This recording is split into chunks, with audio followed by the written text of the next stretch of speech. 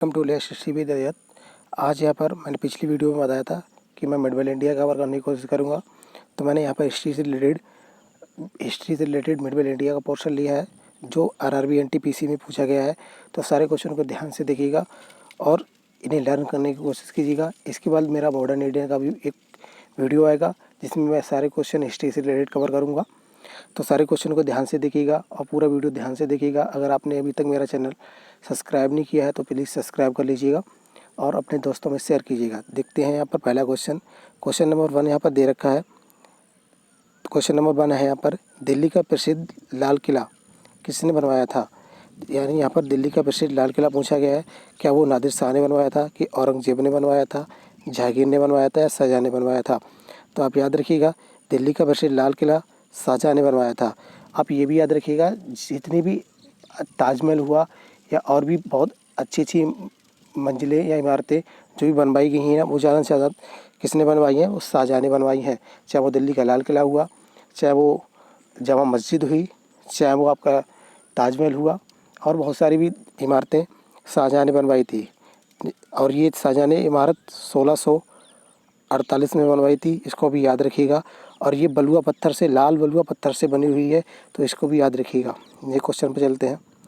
Next question देखिएगा। यहाँ पर नेक्स्ट क्वेश्चन पूछा गया है, अहमदनगर की किस रानी ने बादशाह अकबर का विरोध किया था। यानी कि यहाँ पर अहमदनगर की एक रानी हुई है जिसने महाराज अकबर का विरोध किया था। वो कौन सी थी? क्या रानी दुर्गावती थी, या जीनत महल थी, या चांद बीबी थी, या रजिया सुल्तान थी। तो राइट आंसर बनेगा चांद बीबी। अब देखिएगा 1593 में यहाँ पर अकबर ने क्या किया, अपने पुत्र शाहजादा मुराद और अब्दुल रहीम खान खाना को अहमदनगर पर आक्रमण करने के लिए भेज दिया। और अहमदनगर का जो राजा था वो राजा की मृत्यु हो चुकी थी, तो उसकी बीवी ने वहाँ पर अपना अब एक तरीके से कार्यकारी उत्तराधिकारी के रूप में वही काम कर रही थी क्योंकि उसका छोटा पुत्र था। तो इसके विरोध में उसकी बीवी चांद बीबी आ गई और चांद बीबी ने इनसे शाहजहाँ मुराद और अब्दुल रहीम खाना से युद्ध किया। लेकिन बाद में चांद बीबी हार जाती है और अहमदनगर पर कब्जा हो जाता है शाहजहाँ मुराद और अब्दुल रहीम खाना का। नए क्वेश्चन पर चलते हैं। नए क्वेश्चन देखिएगा। नए क्वेश्चन यहाँ पर है, निम्नलिखित में किस वंश के शासकों को सुल्तान नहीं कहा जाता था। ध्यान रखिएगा, सुल्तान नहीं कहा जाता था। क्या वो खिलजी वंश था, कि मुगल वंश था, लोधी वंश था, या तुगलक वंश था। तो राइट आंसर बनेगा यहाँ पर मुगलक वंश, यानी मुगल वंश। तो यहाँ पर मुगल वंश को सुल्तान नहीं कहा गया। नए क्वेश्चन पर चलते हैं। नए क्वेश्चन देखिएगा। नए क्वेश्चन दे रखा, 15वीं सदी में बाबर ने खेल को भारत में लोकप्रिय बनाया था। यानी कि बाबर ने किस खेल को लोकप्रिय बनाया था जो भारत में बहुत सारे लोग खेलते हैं, और जो भारत में यानी कि एक तरीके से भारत में वो ही लेके आया था। कौन? बाबर ही लेके आया था। बाबर कब आया था? 1526 में उसने पहला युद्ध लड़ा था। तो यहाँ पर राइट आंसर बनेगा पोलो। ये क्वेश्चन पर चलते हैं। ये क्वेश्चन देखिएगा। नेक्स्ट क्वेश्चन दे रखा है, मुगल साम्राज्य की स्थापना किसके द्वारा की गई थी। तो राइट आंसर बनेगा बाबर। मुगल साम्राज्य की स्थापना किसने की थी?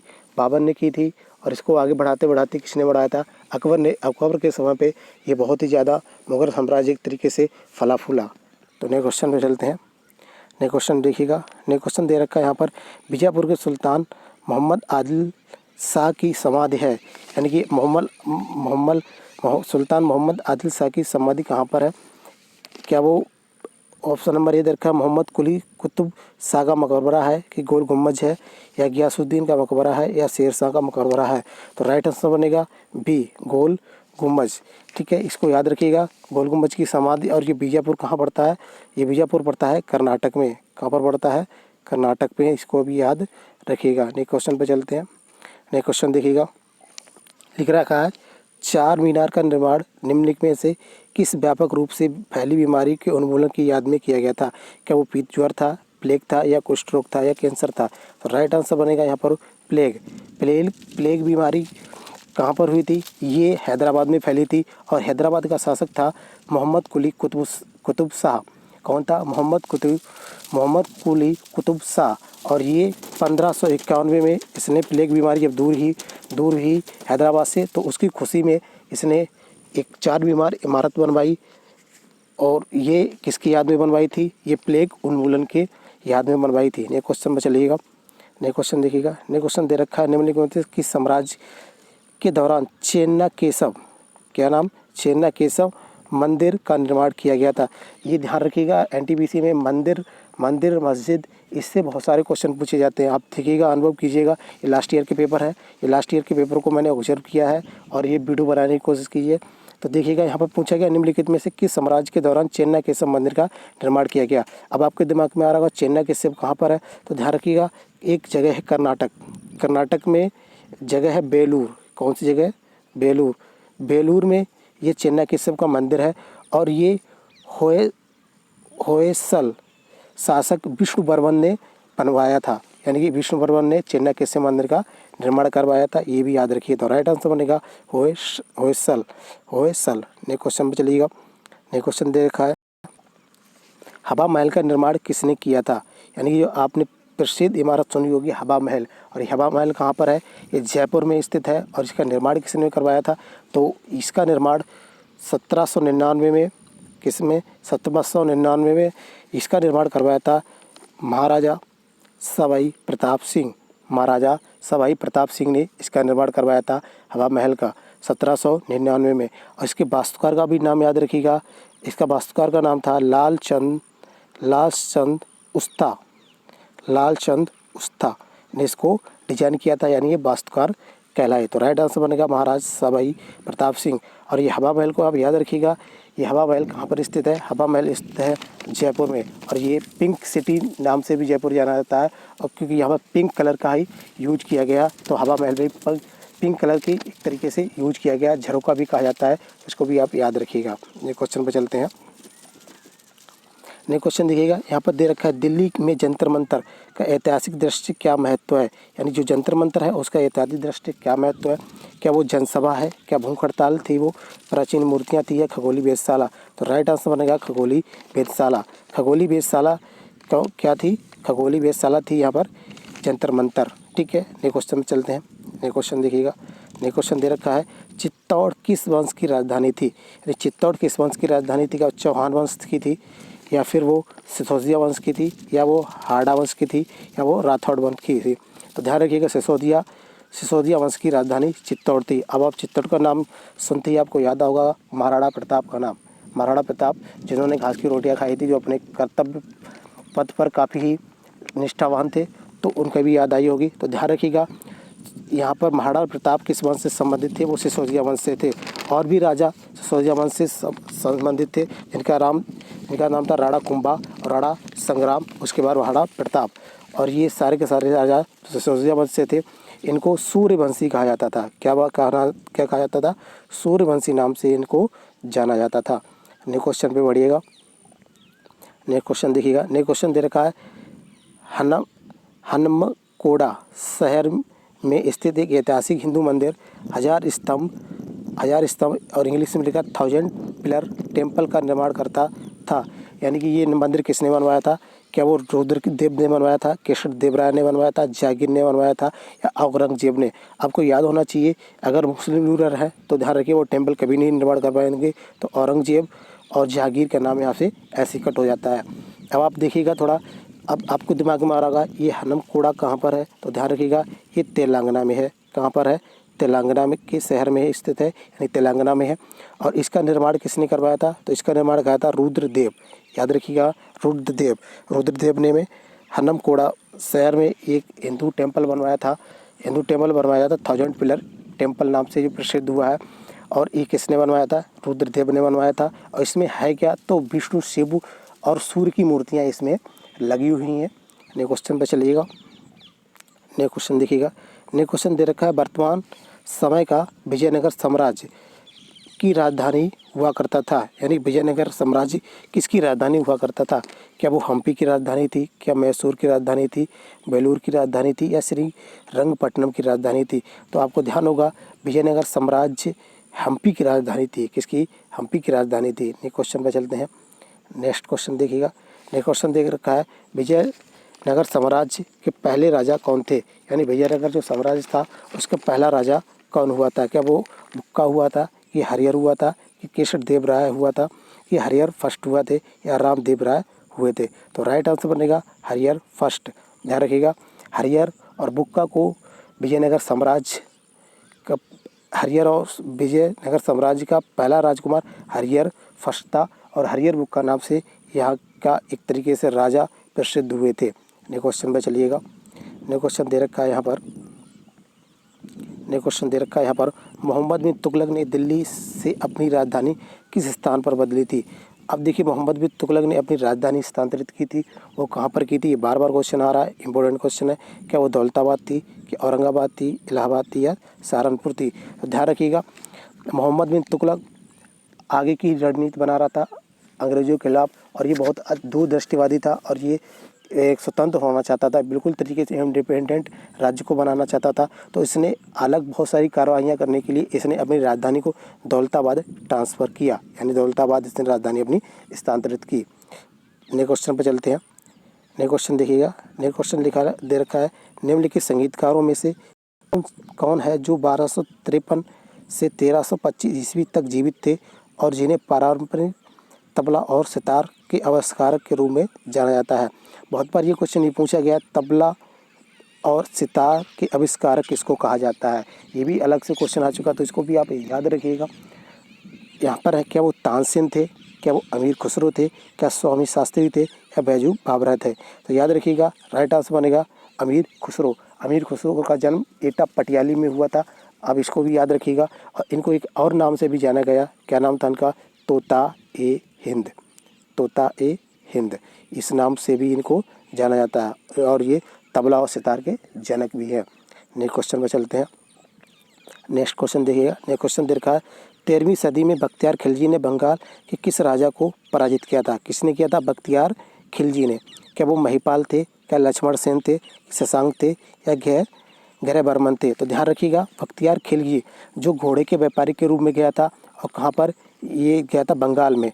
बंगाल में इसने लक्ष्मण सेन नामक राजा को हराया था। और लक्ष्मण सेन नामक राजा ने अपने नाम पर ही एक लक्ष्मण संवत का भी नाम चलाया था, या लक्ष्मण संवत को भी प्रचलित किया था। तो ये भी आप भी याद रखिएगा। नेक्स्ट क्वेश्चन पर चलते हैं। नेक्स्ट क्वेश्चन देखिएगा। नेक्स्ट क्वेश्चन दे रखा है, कुतुब मीनार जो दुनिया की सबसे ऊंची ईंटों की मीनार है, इसका निर्माण 1193 में दिल्ली सल्तनत के किस संस्थापक के आदेशों के तहत किया गया था। क्या वो फिरोज शाह तुगलक थे, कुतुबुद्दीन ऐबक थे, इल्तुतमिश थे या कुली कुतुब शाह थे। तो राइट आंसर बनेगा कुतुबुद्दीन ऐबक। किसने निर्माण करवाया था, कुतुबुद्दीन ऐबक ने करवाया था। और ये कहाँ पर स्थित है, तो आप इसको ध्यान रखिएगा, ये कहाँ पर स्थित है, और ये दिल्ली में स्थित है। नेक्स्ट क्वेश्चन पर चलते हैं। नेक्स्ट क्वेश्चन दे रखा है यहाँ पर, अढ़ाई दिन का झोपड़ा मस्जिद कहाँ पर है। अब ध्यान रखिएगा, अढ़ाई दिन का झोपड़ा भी पूछा जाता है। अढ़ाई दिन है क्या, एक्चुअली में अढ़ाई दिन एक मस्जिद है। तो अढ़ाई दिन या ढाई दिन, अढ़ाई दिन इसका नाम क्यों पड़ा, क्योंकि ये 2.5 दिन के अंदर ही तैयार की गई थी और ये किसकी याद में तैयार की गई थी, तो ये बख्तियार काकी के नाम से इनकी कुतुबुद्दीन ऐबक की कोई रिलेटेड थी, जो क्या नाम था उनका, बख्तियार काकी। तो बख्तियार काकी की यादगार में बनवाया था, ये 2.5 दिन में बना हुआ था। तो इसको कहाँ पर है, ये आगरा में स्थित है, कि अजमेर में स्थित है, कि अहमदाबाद में है, कि माउंट आबू में स्थित है। तो ध्यान रखिए अढ़ाई दिन का झोपड़ा कहाँ पर स्थित है, ये अजमेर में स्थित है। और इसको बनवाने वाला कौन युवक था, यहाँ पर बनवाने वाला व्यक्ति कुतुबुद्दीन ऐबक थे। नेक्स्ट क्वेश्चन में चलते हैं। नेक्स्ट क्वेश्चन दे रखा है यहाँ पर, दास वंश। अब ध्यान रखिएगा, दास वंश की स्थापना किसके द्वारा की गई थी। अब याद रखिएगा, यहाँ से इससे पहले 2 युद्ध हुए थे दास वंश की स्थापना होने से पहले। एक था 1191 में और एक था 1192 में। अब आपको याद आ रहा होगा 1191 क्यों इम्पोर्टेंट है। 1191 को बोला जाता है तराइन का फर्स्ट, क्या नाम, तराइन का फर्स्ट युद्ध, जिसमें पृथ्वीराज चौहान और मोहम्मद गौरी के मध्य हुआ था, यानी युद्ध हुआ था। अब मोहम्मद गौरी और पृथ्वीराज चौहान के मध्य हुआ था। तो तराइन फर्स्ट में मोहम्मद गौरी हार गया था और पीआरसी यानी पृथ्वीराज चौहान जीत गए थे। ये क्वेश्चन भी पूछा जाता है। 1191 तराइन फर्स्ट बैटल कब हुआ था, तो याद रखिएगा 1191 में हुआ था। अब यहाँ पर दूसरा क्वेश्चन, यहाँ पर 1192 में फिर अगेन पृथ्वीराज चौहान और गौरी के मध्य युद्ध होता है। और यहाँ पर इस बार गौरी जीत जाता है। पिछली बार गौरी को छोड़ दिया था किसने, गौरी को छोड़ दिया था पृथ्वीराज चौहान ने छोड़ दिया कि ये दोबारा आक्रमण नहीं करेगा। और यही बहुत सारी इतिहास में गलतियाँ भी रही हैं जो राजा भूल जाते थे और बाद में बहुत सारे राजा उन्हीं राजा के ऊपर चढ़ाई करते थे और वो राजा बाद में हार जाते थे। उसी प्रकार से अगर आप मॉडर्न में चलेंगे तो वहाँ पर भी आप देखेंगे कि बहुत सारे कंपनियाँ जो ईस्ट इंडिया कंपनी हुई या और भी कंपनियाँ हुई, ये बार बार लड़ती रहती थी कि ये सैन्य शक्ति का भी नुकसान करती थी और बाद में अगर हार जाती थी तो खुद से समायोजन करके कुछ ना कुछ कर लेती थी, जबकि क्षमा याचना ही करती थी जाना और राजा छोड़ देता था। कुछ लोभ लालच देकर वो निकल जाती थी और इसी वजह से वो बार बार स्ट्राइक क्यों करते थे, बार बार क्यों आक्रमण करते थे, अगर जीत गए तो वो राज्य उनका हो जाता था। और ये इतिहास में गलतियाँ हुई। तराइन के 1191 में पृथ्वीराज चौहान ने गौरी को छोड़ा और गौरी ने वापस 1192 में युद्ध किया और गौरी ने वापस 1192 में युद्ध करने के बाद पृथ्वीराज चौहान को हरा दिया और पृथ्वीराज चौहान यहाँ पर हार जाते हैं। इसके बाद एक नया वंश की स्थापना हो जाती है और वो नया वंश यहाँ पर बढ़ जाता है, कौन सा, दास वंश। और दास वंश में क्या होता है, गौरी अपने उत्तराधिकारी के रूप में कुतुबुद्दीन ऐबक को छोड़कर चला जाता है भारत और ये खुद अपने जहाँ से आया था वहाँ पर गौर जिले में जो दूसरा राज्य था, दूसरा प्रांत था, वहाँ पर चला जाता है, यानी दूसरे देश में यह चला जाता है वहाँ पर और अपना यहाँ पर एक नेतृत्वकर्ता छोड़ जाता है जिसको दास वंश की जिसने स्थापना की, यानी कि वो नाम मात्र का शासक था लेकिन वास्तविक शासक कौन था, गौरी। तो दास वंश की स्थापना करने का श्रेय किसको दिया गया, कुतुबुद्दीन ऐबक। अब इसके कुतुबुद्दीन ऐबक के बाद इसका दामाद आता है और दामाद का नाम क्या था, इल्तुतमिश। और इल्तुतमिश एकदम इंडिपेंडेंट यानी स्वतंत्र राज्य बनाने की घोषणा कर देता है। तो जब तक दास वंश किसने डलवाया था, कुतुबुद्दीन ऐबक। नेक्स्ट क्वेश्चन पर चलते हैं। नेक्स्ट क्वेश्चन को देखिएगा। नेक्स्ट क्वेश्चन दे रखा है, निम्न में से किसने माउंट आबू के पास कयादा गांव गौरी राजवंश के मोहम्मद गौरी को हराया था। यानी कि गौरी राजवंश के मोहम्मद गौरी को हराने वाला भारत में एक पहल और भी राजा हो चुका है, वो पृथ्वीराज चौहान से पहले, और ये भारत में प्रवेश ही कर रहा था तब तक इसका एक राजा शक्तिशाली राजा से मुकाबला हो गया। और ये शक्तिशाली राजा कौन था, तो इसको याद रखिएगा, भीमदेव सोलंकी द्वितीय या भीम फर्स्ट सेकंड नाम से भी इसे जाना जाता है, भीमदेव सोलंकी द्वितीय। और भीमदेव सोलंकी द्वितीय ने मोहम्मद गौरी को पहले ही हरा दिया था पृथ्वीराज चौहान से। नेक्स्ट क्वेश्चन में चलते हैं। नेक्स्ट क्वेश्चन देखिएगा। नेक्स्ट क्वेश्चन दे रखा है यहाँ पर, निम्नलिखित में से कौन सा विकल्प सीखी और साझा की गई मान्यताओं का घोतक है। यहाँ पर क्या वो संस्कृति है, क्या वो जातीयता है, समुदाय है, अवतरण है। तो ध्यान रखिएगा, संस्कृति वो चीज़ है जो हमारी सीखी और साझा की गई मान्यताओं का घोतक है। यानी कि हमने संस्कृति के माध्यम से, हम लोगों के माध्यम से सीखते हैं कि हमें किस प्रकार से रहना चाहिए, किस प्रकार से खाना खाना चाहिए, क्या हमारी संस्कृति होनी चाहिए, हमारी सभ्यता क्या है, हमारा पुराना इतिहास क्या रहा है। तो ये सारी चीज़ें सीखी और साझा की गई, एक दूसरे लोगों के द्वारा ही पता चलती हैं। तो राइट आंसर बनेगा संस्कृति। नेक्स्ट क्वेश्चन पर चलते हैं। नेक्स्ट क्वेश्चन दे रखा है, महाराष्ट्र के औरंगाबाद जिले में अजंता की गुफाएं, जिनमें लगभग 30 चट्टानों को काटकर बनाई गई बौद्ध गुफाएं, ध्यान रखिएगा बौद्ध गुफाएं, ये क्वेश्चन भी पूछा जाता है। औरंगाबाद में स्थित अजंता गुफाएं किसकी गुफाओं का चित्रण किया गया, तो वहाँ पर बौद्ध गुफाएं हैं, बनाई गई थी।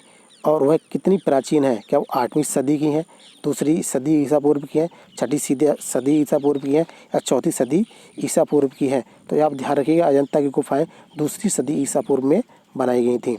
नेक्स्ट क्वेश्चन पर चलते हैं। नेक्स्ट क्वेश्चन ले रखा है, निम्नलिखित मंदिरों में से किसी यूरोपीय नाविकों द्वारा ब्लैक पगोड़ा, ध्यान रखिए क्या नाम, ब्लैक पगोड़ा भी कहा जाता है। वो कोणार्क मंदिर है, जगन्नाथ मंदिर है, या बृहदेश्वर मंदिर है, या मुक्तेश्वर मंदिर। तो राइट आंसर पड़ेगा कोणार्क मंदिर। और कोणार्क मंदिर कहाँ पर स्थित है, ये उड़ीसा में स्थित है, इसको भी याद रखिएगा। और ये सूर्यदेव मंदिर नाम से प्रसिद्ध है और इसको बनवाने वाला व्यक्ति कौन था, नरसिंह देव वर्मन, इसको याद रखिएगा। नेक्स्ट क्वेश्चन में चलते हैं। नेक्स्ट क्वेश्चन दे रखा है, एलिफेंटा द्वीप कहाँ पर स्थित है, एलिफेंटा द्वीप कहाँ पर स्थित है। तो राइट आंसर बनेगा अरब सागर, यानी कि एलिफेंटा द्वीप कहाँ पर स्थित है, अरब सागर में। नेक्स्ट क्वेश्चन में चलते हैं। नेक्स्ट क्वेश्चन देखिएगा, दिल्ली के अशोक स्तंभ ने वैज्ञानिकों को अचंभित कर रखा है क्योंकि यह मौसम की सभी आंशिकता को झेलता है और इसे ना तो जंग लगती है और ना ही यह संरक्षित होता है। और वह किस धातु का बना हुआ है, संरक्षित का तात्पर्य है उसमें ना तो कोई वहाँ पे जंग लगती है, यानी ऑक्सीडेशन रिडक्शन जो आपने केमिस्ट्री पढ़ रखा होगा, कोई भी क्रिया नहीं होती है, ना तो फूलता है क्योंकि लोहा खुले में पड़ा रहता है, वो जंग ही धारण कर लेता है। तो यहाँ पर कह रहा है कि ऐसा इसमें अशोक स्तंभ में नहीं हुआ है। तो ये अशोक स्तंभ किस धातु का बना है, ध्यान रखिएगा, ये लोहा का ही बना हुआ है और लोहा का बना होने इसमें 90% लोहा का यूज किया गया और 10% अन्य मेटल हैं जो पता भी नहीं चली कि वो किस मेटल का बना हुआ है। ये क्वेश्चन पे चलते हैं। नेक्स्ट क्वेश्चन दे रखा है यहाँ पर, मीनाक्षी मंदिर यहाँ स्थित है, यानी मीनाक्षी मंदिर पूछा गया कहाँ पर स्थित है, तो तमिलनाडु में स्थित है, राजस्थान में, पंजाब में, महाराष्ट्र में। तो राइट आंसर बनेगा तमिलनाडु में एक मदुरै, क्या जगह, क्या नाम है, मदुरै। ये बार बार पूछा जाता है, मदुरै जगह है, वहाँ पर ये मीनाक्षी मंदिर स्थित है। नेक्स्ट क्वेश्चन पे चलते हैं। नेक्स्ट क्वेश्चन दे रखा है, कांचीपुरम स्थित कैलाशनाथ मंदिर इस वंश के शासन काल के दौरान बनाया गया था, यानी कि किस वंश के शासन काल के दौरान बनाया गया था। क्या वो चोल थे, पल्लव थे, पांड्य थे या चेर थे। तो राइट आंसर बनेगा पल्लव वंश। अब ध्यान रखिएगा, नरसिंह वर्मन सेकंड नाम से एक राजा हुए हैं, नरसिंह वर्मन सेकंड।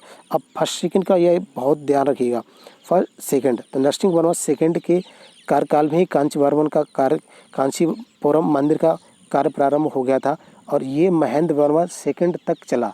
किस तक? नरसिंह वर्मन सेकंड से महेंद्र वर्मन सेकंड तक ये कांचीपुरम स्थित कैलाशनाथ मंदिर पूर्ण हुआ था। नेक्स्ट क्वेश्चन पे देखते हैं। नेक्स्ट क्वेश्चन देखते हैं। तो इस प्रकार यहाँ पर सारे के सारे मैंने टॉप 30 क्वेश्चन जो मेडबल और एसेंट इंडियन से पूछे गए थे, जो रेलवे एनटीपीसी के हैं, इनको आप याद करिएगा। और इसके बाद मेरा एक और वीडियो आएगा जो हिस्ट्री से होगा। मैंने अगली वीडियो में पूरा का पूरा मॉडर्न इंडिया को कवर करने की कोशिश की है। अब ये सारे क्वेश्चन रेलवे एनटीपीसी के हैं और किस प्रकार से पूछे जाते हैं ये आप अच्छी तरीके से देख लीजिएगा। और इसी पैटर्न पे ही बहुत सारे क्वेश्चन और भी मैं कराऊंगा। तो अभी तक आपने अगर मेरा चैनल सब्सक्राइब नहीं किया तो चैनल को सब्सक्राइब करिएगा, लाइक करिएगा, दोस्तों में शेयर करिएगा। Thank you for coming my channel. Thank you.